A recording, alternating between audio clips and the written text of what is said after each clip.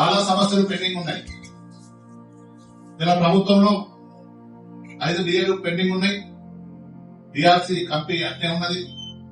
అన్ని సమస్యలను మాట్లాడి ముఖ్యమంత్రి గారు సానుకూల స్పందిస్తూ వచ్చే బడ్జెట్ లో కొంచెం వెసులుబాటు ఉంటుంది, మీకు వచ్చే డిఏలను డిఆర్సీ కంపెనీ కూడా తెప్పించుకొని నా సమస్యలను సానుకూలంగా స్పందించడం జరిగింది. అలాగే ఆర్థికేతర పరమైన కొన్ని ఉన్నాయి. మా ఉద్యోగుల సమస్యలు ఇలా 317 జీవో అయితేనేమి, అలాగే అక్రమంగా కొన్ని డిపార్ట్మెంట్ లో సస్పెండ్ చేస్తున్నారు ఉద్యోగులను.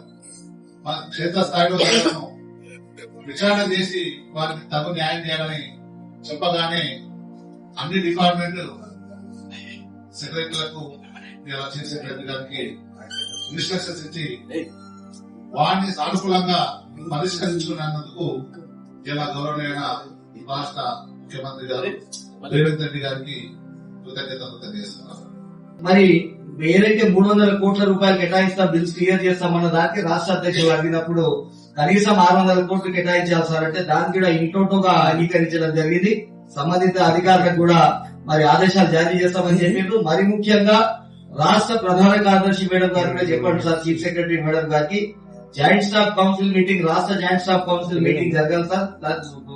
ఆ మీటింగ్ కి వారే చైర్మన్ గా ఉంటారు. మరి సభ్యులుగా మా జగదీష్ అన్న గారు, 4వ తరగతి ఉద్యోగులు, మరి టీచర్ సంఘాలు ఉంటాయి సార్ అంటే అది కూడా తక్షణమే ఆ జాయింట్ స్టాఫ్ కౌన్సిల్ కూడా మరి పెడతామని చెప్పడం జరిగింది. మరి మిగతా అంశాలకు వస్తే ఏదైతే రేపు ఏప్రిల్ 2వ వారంలో గాని 3వ వారంలో గాని తెలంగాణ ఎన్జిఓస్ 80 సంవత్సరాలు చేసుకోబోతా ఉంది.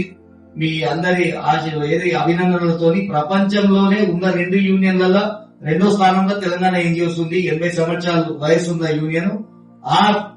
అక్కడ అది సమస్యల పరిష్కారాల వేదికగా మారాలని కూడా మరి ముఖ్యమంత్రి గారు కోరడం జరిగింది. మరి వారికి కూడా రమ్మని చెప్పి మేము రిక్వెస్ట్ చేస్తే వారు కూడా దాన్ని అంగీకరించడం జరిగింది.